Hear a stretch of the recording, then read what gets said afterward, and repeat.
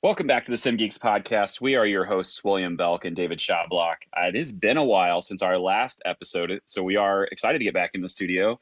David, what have you been up to for the last, 6 months or so since we put something out? Just buried in conference. We've been to a lot of conferences.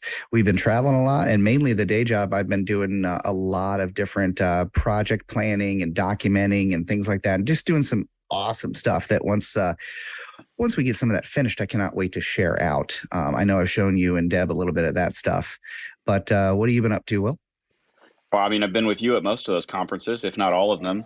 But yeah, doing a lot of teaching for Moulage recently. Did a lecture there at SimGhosts based on using serious games, and then got lucky enough to get pulled into one of Susie's projects on that Everest climb thing at SimGhosts, which was that was just a ton of fun, right?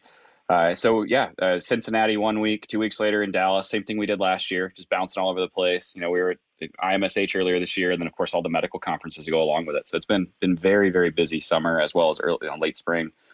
And I did an Axel where I actually finally got to meet our lovely guest. I've been talking to her for years on and off. It was nice to actually finally, post-pandemic-ish, I'm using air quotes you can't see, but finally actually get to meet her. So that was nice. Yeah, so you're leading into that already. So we're here today with Deb Tauber of the Sim Cafe podcast to discuss her current projects, her passion for end-of-life and palliative care simulation, and whatever else she wants to share with us. So Deb, please take a few minutes, introduce yourself, give us your background, and tell us about your podcast. Thank you so much for having me. This is such an honor to be on this podcast. I'm humbled. Thank you. So I'm Deb Tauber. I'm the founder of Innovative Sim Solutions. I started my nursing background. I'm a nurse. I started in emergency medicine, and I was there for close to 25 years. Then I got into assisted living. I was director of nursing for a couple of years. Then I got into education. That's where I fell in love with simulation and really learned to understand how much learning could really occur through simulation. So in 2017, I opened Innovative Sim Solutions, and we have 3 things that we really do. The first thing is we do consulting. The most important thing and the first thing really is the podcast. And we started those, it'll be October of 2021, so not even quite a year. We have 5,500 listens. Today we hit that number. Congrats. Thank you. We've had so many amazing guests that have offered their time and expertise and provided a history of simulation in little bite-sized pieces. So it's been a great journey. Secondly, I have some courses on simulation. They're online. Some are with Healthy Simulation and some are on the website. And they're broken down into modules so you can learn in easy 8-module courses about the different things in simulation, like what, Laerdal needs Leap, and Gamard needs Uni, and CAE needs Maestro. And I don't think people really understand that when they get into it. Like nursing people, we're like, wait, what? Why can't this computer just use the simulator? It took me a long time to wrap my head around that. But I thought Windows did everything, just the operating system. It just does it for me, right? Right. So helping learners understand some of those basic things. What's the history and terminology, accreditation and standards of best practice, realism, equipment and technology, equipment and realism, pre-briefing, simulation, debriefing, and then operation. So they're all broken down, and I have amazing guest speakers in them, like Andrew Spain, Kim Layton, Susie. Different people would come in and do a short video in there so you can catch them. And they're also on the website under the resources section. And then the final thing is I've been working with Farouz Sikandapur, and we have had some opportunities to provide consulting for organizations that are really trying to get off the ground, and they don't know what they need and they don't know what they want. So we can help them to go ahead and figure out, okay, how much money do you have? What is your budget? And how can we help you to get the most return on investment for your budget so that your C-suite sees that you have spent your money wisely?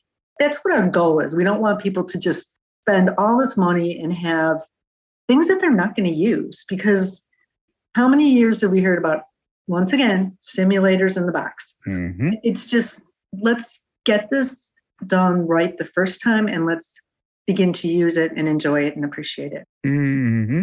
Well, with two people that have so much experience working together, that is kind of a dynamic duo. So that's really an awesome thing that you guys are working together. Thanks. And I was about to comment on that too. I mean, your guest list, you look at a lot of those guys are people we've either communicated with, we've had on in the past, we have plans with in the future. I mean, you've got a lot of really good people that have been involved with the Sim Cafe.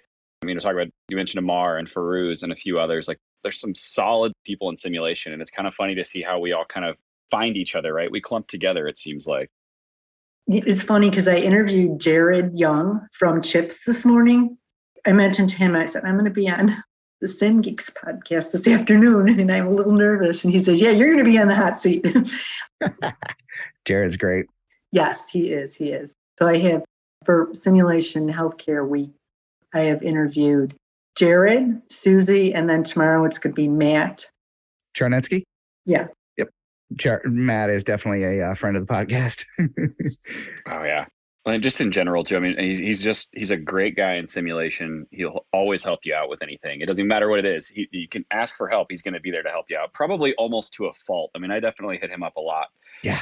So, Deb, I mean, you talked to us about kind of what you got going on now, but, you came on today, you said you wanted to talk about end-of-life simulation, palliative care.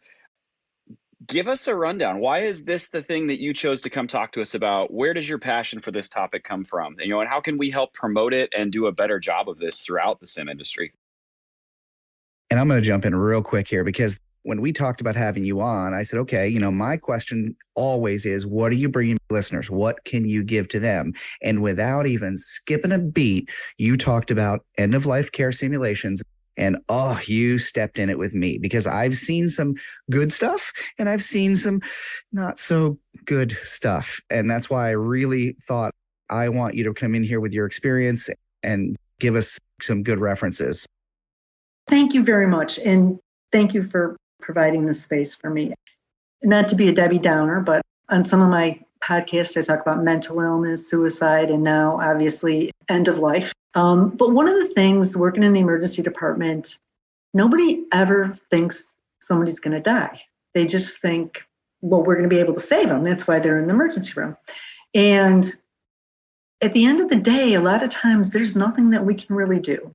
When I had the opportunity to work in the assisted living nursing home, I got to realize that there's a sacred time that we can appreciate and help the family to prepare for, as well as the patients, and create something that's essentially sacred.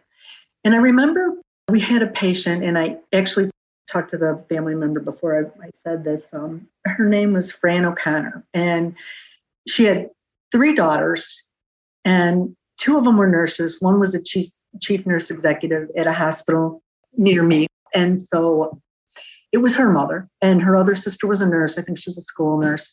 And as Fran's condition started to deteriorate and decline, I said, I really think that we should consider what is going to be the most quality life experience. It's not about what's the matter with you. It's what matters to you. But let's have that discussion as a group and not just turn away from it. And I want to say there's a statistic that I don't have off the top of my head, but I'm going to interview Barbara Carnes, who is is known for her work on end of life and death and dying. I'm going to interview her on one of my podcasts because her work has been so impactful.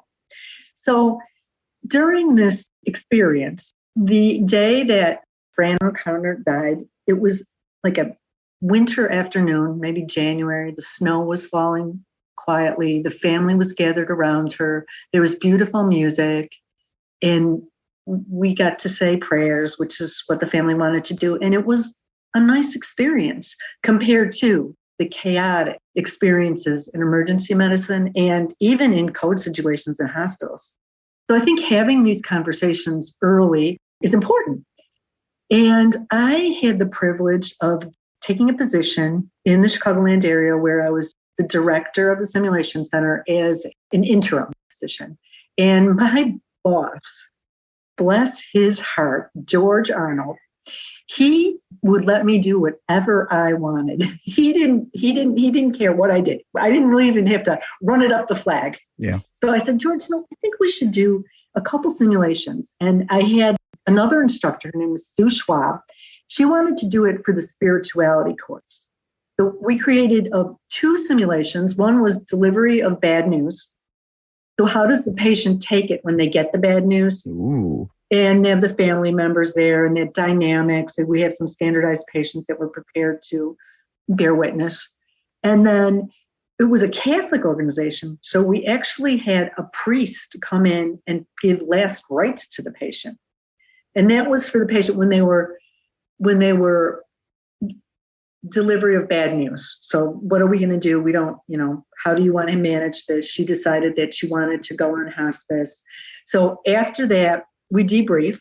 And then following the debriefing, we rolled into the hospice simulation. And during the hospice, some of the objectives included what are non-pharmacologic things that you can do and provide for patients at end of life. And that would include aromatherapy, music therapy, massage, pet therapy. And they actually let me have a live dog into the school. There was no policies around it. But one of the faculty members had a pet therapy boxer that came in. And during the debriefing, the students were so touched by what they saw and felt that there were individuals in there that said, I want to learn those prayers. Nice. And it was just very, very meaningful. And I think I was able to go ahead and do those simulations in other parts of the country with innovative sim solutions. And if guests are interested, I'm more than willing to share those objectives with them. And some of them would include what's in a hospice kit. So a hospice kit, if you're dying of congestive heart failure, is going to look a lot different than if you have in oncology and your pain management is your main goal is to keep the pain down. So the kits contain different things. I think the other thing is the DNR. There's DNRs in different states. So Illinois has one, Ohio has one, Florida has one. What are your rules and regulations around the DNR form to make sure that it's there? And what about when you have right at the end, which has happened many occasions, one person in real life experience wants to do one more thing. And the other person knows, hey, we have been down this road. We know that mom just wants this to end peacefully. She doesn't want to go one more time. So I think to have those conversations and help the learners understand that I think many people in healthcare go into nursing, medicine, thinking we're going to save lives and stamp out diseases. But at the end of the day, some of the things we might be doing are holding someone's hand and letting them know that it's okay, that everything's going to be okay, right?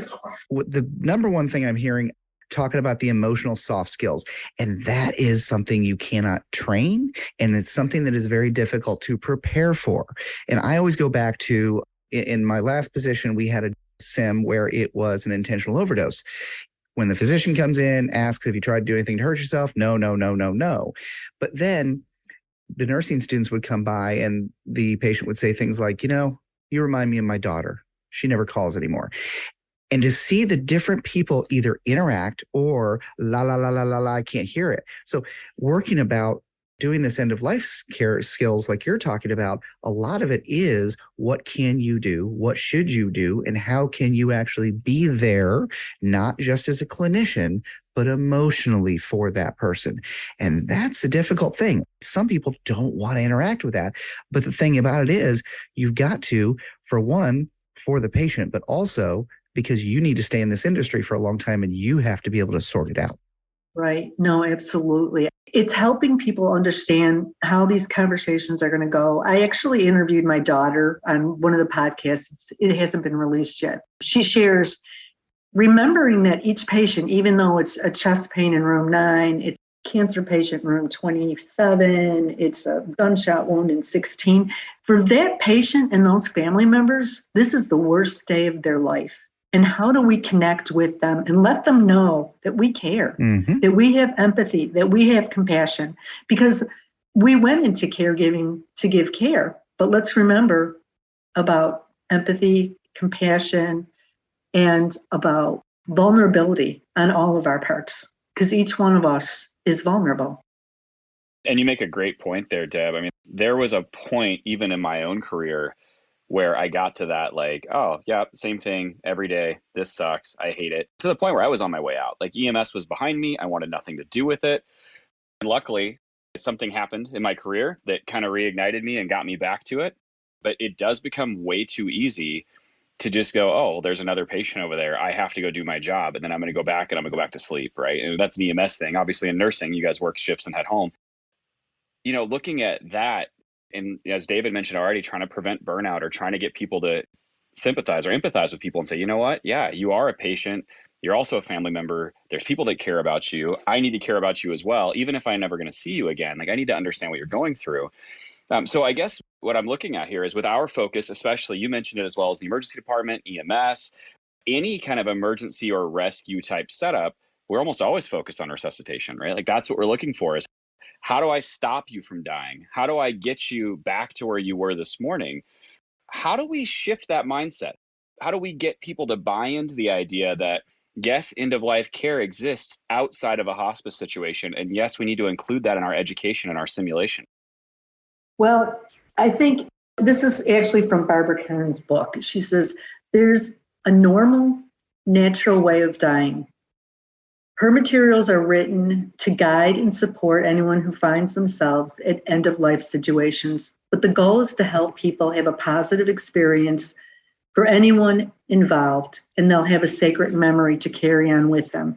To think that we all are born and we all die. And what happens in that dash of time is the difference that we make. Yeah, absolutely.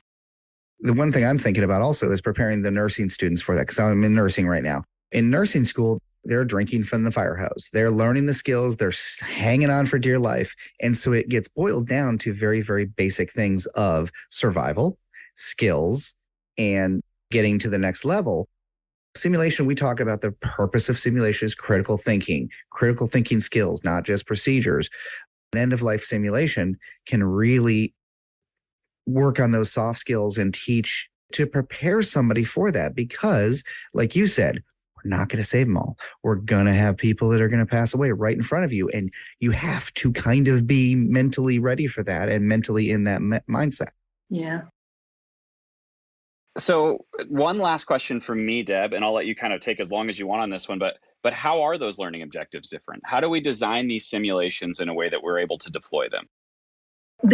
I generally stick to 3 objectives. So that simulation that we did at the school I mentioned with Dr. Arnold, we did it for spirituality. So that was about spiritual practices. So the objectives were around a patient's beliefs. The second one we used it for was community. And that's when we threw in the, hospice. And I can't remember off the top of my head what the third one was for, but they were actually able to multi-purpose the simulations for different learner groups. So all of us have experiences with death and dying, right? Most of them not great experiences. I think that's a fair statement. And so it's an uncomfortable topic for most people, especially if we're talking about new healthcare providers that haven't really experienced it yet or haven't experienced it as much as some of us that have been around a while. What are the topics that we need to avoid or shy away from? Like, is there anything that should be off limits or off the table when we're writing these scenarios, or should we be pushing into that discomfort? You know what? This is my take on it. This is Deb Tauber's take.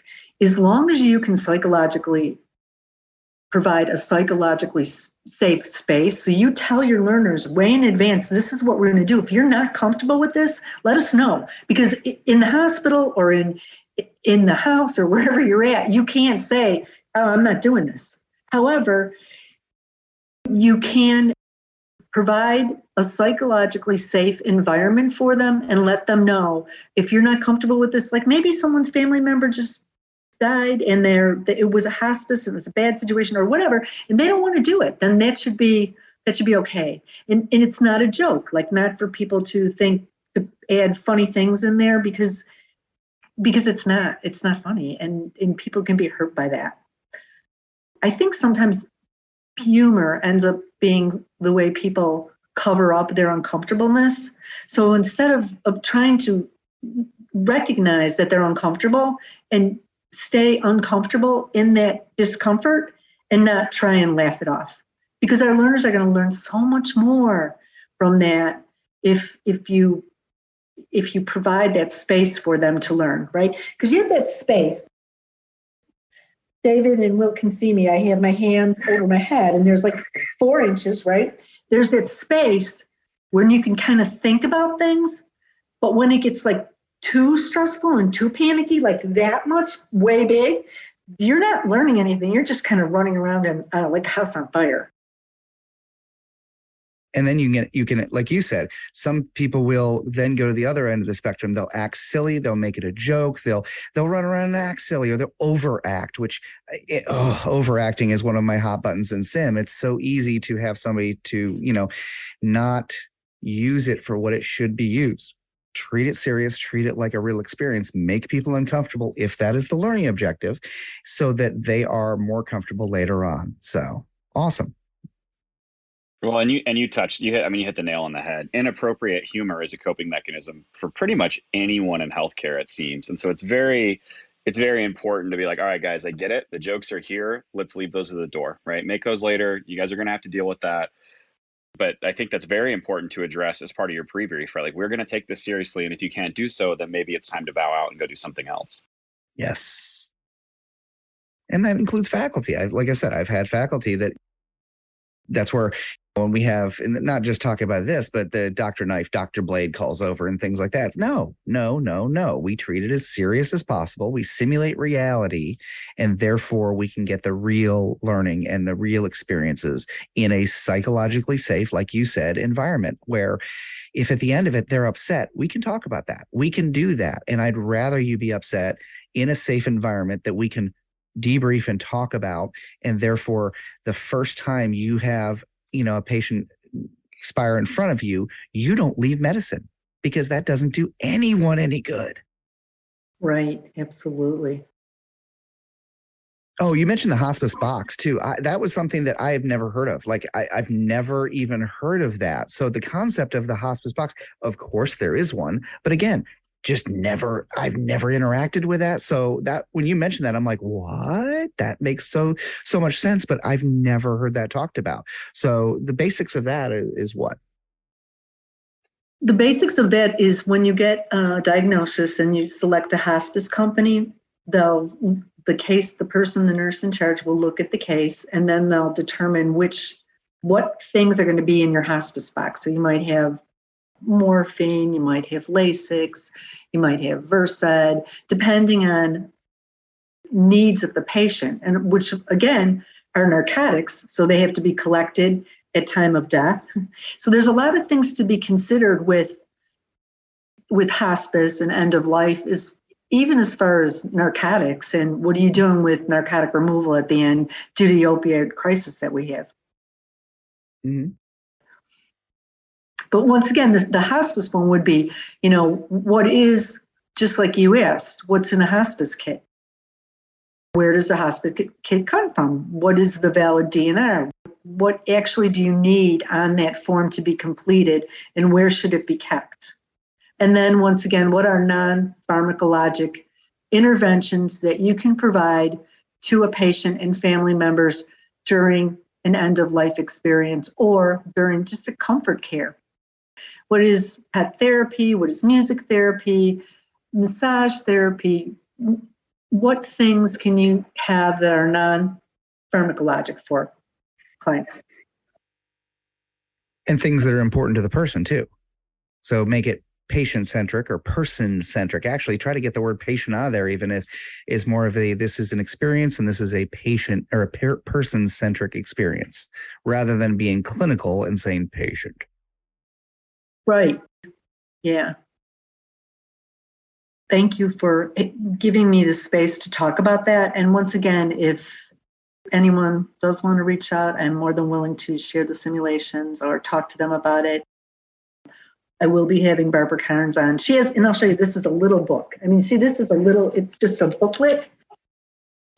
It just has like what to expect from 6 months to 3 months and what you should be looking for, because I don't think we go through so much with birth, right? If you're obstetrics, you're at prenatal checklist, you got your prenatal visits, you're doing this, you're doing that, and that's someone's going to be born. But at the end, we don't prepare anything. We don't have any ideas. We don't have any thoughts.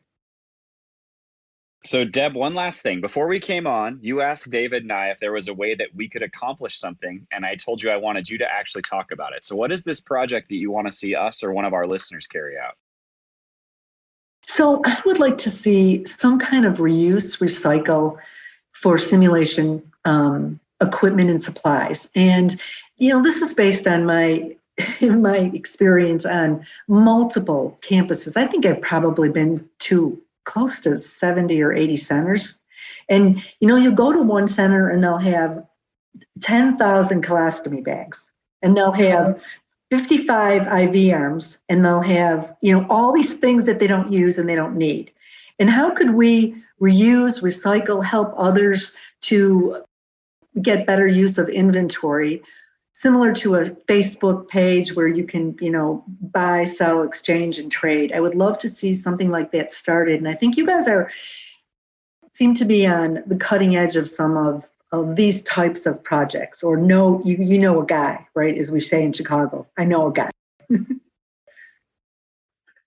Yeah, absolutely. So I want to add to that too. I think, the buy sell trade aspect, there is a couple of them out there, and we definitely have been involved in a few of those over the years. But the other thing is donate. You mentioned earlier that there's recently been a sim center fire, or sometimes we're talking about people trying to prop up sim centers in third world countries, or someone is just getting started and doesn't necessarily have the budget. And again, I tend to tie things back to EMS just because that's where a lot of my experience was. EMS departments do not have money for simulation. They just don't, right? Like even to buy a mannequin is a once in a lifetime purchase for a lot of these programs. And so to be able to donate to, like, oh, hey, look, I have, as you said, 8 cases of ET tubes. Well, I don't use a new one every time I touch the mannequin like I would a patient. I reuse that thing for 6 months. I don't need 8 cases of the same size ET tube. So somewhere that I can say, hey, I'm going to post this. Now, David and I have been working on our website for something close to 3 years now, and it still doesn't exist. So someday we may be able to host something like this. In the meantime, SimGhosts does have a buy, sell, share page, but I believe you have to be a member, whether that's a paid member or a free login member. I'm not sure. I mean, you should be anyways. Well, there's that. And so there's definitely some things like that, but I would encourage anyone who's listening to this, if somebody wants to build a free marketplace, like a private page on Facebook, or even something as simple as a Google document where everyone can just share it, log in and say, hey, here's what I have, and let somebody else come along and claim X number of whatever you're trying to give away, put their address in, and then someone can mark it once it's shipped. And we're talking about something very simple, maybe an hour's worth of work, and maybe I just convinced myself to do it. I don't know. But it's something along those lines. Absolutely. But one thing is, there's a lot of simulation centers at schools that'll get a grant. They'll get, $1 million, $5 million. They'll get grant money, and then they'll have old toys, and they don't know what to do with them. So you're saying EMS, could use those old toys, right? How do we share? How do we help less fortunate user groups have access to things that are in excess? Yeah, absolutely. And the one thing that stops a lot of these is, I can't pay to ship it. Well, I can't pay to ship it either. If I'm underfunded, I can't pay to ship it. And, if you're sending it out, you're getting rid of it. That doesn't mean you have a lot of money for shipping. So, a lot of the you're not alone things that I've been preaching about is there's a lot of groups, local, regional simulation groups. And I know that one of the ones, the Tri-State Sim Consortium down here in the Cincinnati area, they will, when they have their meetings, they'll just bring it all. And there'll be this big sorting and trading and that sort of thing. So having one online would be good, but you should be meeting with your groups that are local in the area, in your region. You should be networking with them. You should be training and helping all of each other grow. And that would be one good way of doing it. That's a really good idea. And that is, something that maybe we could share during Simulation Week. Simulation Healthcare Week is how we can share extra supplies so that we're not, being wasteful. I know There's a lot of homeless people in the Chicagoland area. And, if I'm ever at dinner or something, I have leftovers, I'll go ahead and give my leftovers to somebody. I mean, why not share if you have more and you're able to, right? How can we give back? How can we return what blessings we have been given? Mm-hmm. Yeah, absolutely. Well, and even like you said, David, getting together with those local groups, but we do ghosts and IMSH and SimOps. You could just as easily stuff a bunch of stuff in a spare suitcase for $35 and take it with you, right? And so there may be room, even if you can't afford to ship something, if you're going to be somewhere where somebody may be able to use it, communicate it ahead of time, and just say, hey, you know what, we'll meet up here and I'll hand it off, whether that's local, like you said, or it's a major event, as long as I can get it where I'm going. Absolutely. Yeah, if we can get one of these, Facebook groups or the SimGhost group or one of the groups to just be focused on buy, sell, trade for conferences, even that's a great idea. Hey, I'm going to this conference. Are you going to this conference? I got extra this. I need that. Great. And you can do that. So that's another good thing, just to get the conversation going. Because the problem I see is a lot of these get started and then they die on the vine because not enough people participate in it. And it's, like a lot of these things, it's got to get people to keep it in front of their face so they know to do that. Right on, guys. Well, I feel like that touches on everything we set out to accomplish today. Deb, again, we can't thank you enough for coming on. I hope this isn't the last time we see you. Hopefully we'll get to do this again sometime in the near future. Thanks for bringing us out of our slump, getting something recorded that we'll be able to send out here pretty shortly. Are we going to see you at IMSH here in a couple months? Yep. All right. We'll see you then. Any closing statements or anything? No, I just want to thank all the listeners who've listened to the Sim Cafe and the wonderful compliments. It's just been such an honor and privilege.